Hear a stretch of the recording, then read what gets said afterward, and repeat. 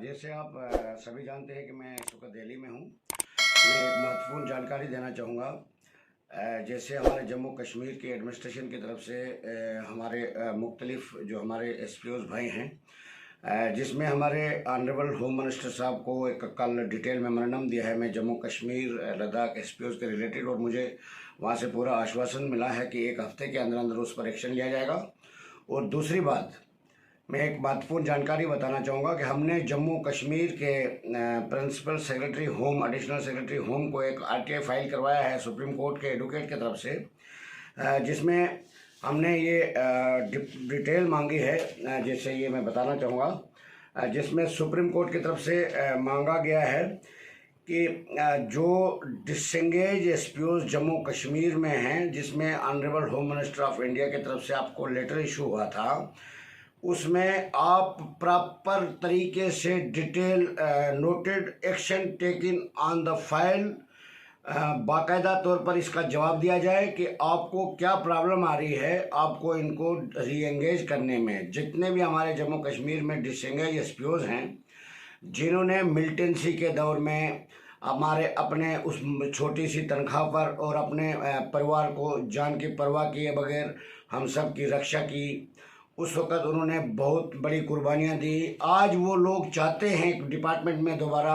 बहाल होना, और उसके लिए हमने ऑलरेडी गवर्नमेंट ऑफ इंडिया से अप्रोच भी किया और यहाँ से लेटर भी चला गया। और उसके बाद हमारे जम्मू कश्मीर के डीजीपी साहब ने क्या एक्शन लिया, क्योंकि यहाँ पर होम मिनिस्ट्री में हमसे मांगा गया है कि आप वहाँ से जो रिप्लाई है, जो उनको दिक्कत आती है, अगर री एंगेजमेंट करने में कोई दिक्कत आती है तो वहाँ से रिपोर्ट ले आइए। तो इसलिए हमने मुनासिब समझा कि हमने आरटीआई लगाई है सुप्रीम कोर्ट की तरफ से, जिसमें हमसे पूछा गया है कि जितने भी जम्मू कश्मीर डिसंगेज एसपीओज के लिए जो एमएचए से लेटर इशू हुआ था, उसमें आपने क्या एक्शन लिया और आपको क्या प्रॉब्लम आ रही है उनको री एंगेज करने में, और जो कुछ रिटायर किए गए एसपीओज उनको रिटायरमेंट बेनिफिट क्यों नहीं दिया गया, ये सारी डिटेल जो है मांगी गई है। और दूसरी बात, जम्मू कश्मीर के डीजीपी साहब से आरटीआई के थ्रू सुप्रीम कोर्ट के एडवोकेट साहब ने ये डिटेल मांगी है कि जम्मू कश्मीर पुलिस में जो आपके ऑफिस से एक लेटर इशू हुआ है, जिसमें रेगुलर पॉलिसी के रिगार्डिंग आपने ये रिपोर्ट दी है कि जम्मू कश्मीर में पुलिस एसपीओज के लिए ऑलरेडी हमारे पास बहुत सी पॉलिसियाँ हैं, जिसमें आपने नंबर 1 बताया है साइटेशन केसेस, नंबर 2 आपने बताया है कि आईटीआई डिप्लोमा होल्डर्स जो भी ट्रेडमैन हैं, तीसरा सपोर्ट से रिलेटेड जो सपोर्ट से जुड़े हुए हैं, तो उसमें आपने ये कहा कि उनको हम कन्वर्ट कर देते हैं, वो एसपीओज के लिए ये पॉलिसियाँ हैं। तो ये हमने ऑनरेबल सुप्रीम कोर्ट के एडवोकेट की तरफ से आरटीआई की तरफ से डीजी साहब से ये पूछा है कि क्या आपके पास आपके ऑफिस में इस वक्त कितने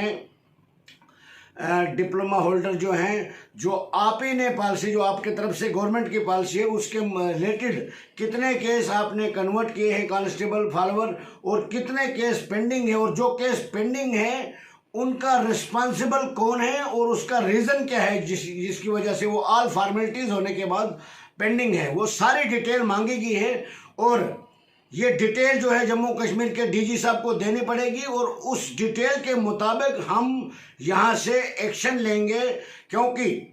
जम्मू कश्मीर के जो पुलिस सरबराह हैं, जम्मू कश्मीर का जो होम डिपार्टमेंट है, वो government of India, home minister of India और प्राइम मिनिस्टर ऑफ इंडिया को गुमराह कर रहे हैं और उनको गलत स्टेटमेंट दे रहे हैं, जिससे हमारे जम्मू कश्मीर लद्दाख में जो एसपीओज मात्र थोड़ी सी तनख्वाह पर काम कर रहे हैं, उनके साथ खिलवाड़ हो रहा है। इसीलिए हमने ये आरटीआई फाइल करवाया है। और ये मैं बताना चाहूँगा कि आरटीआई का जवाब सुप्रीम कोर्ट के एडवोकेट साहब ने मांगा है और वो डीजी साहब को देना पड़ेगा। उसमें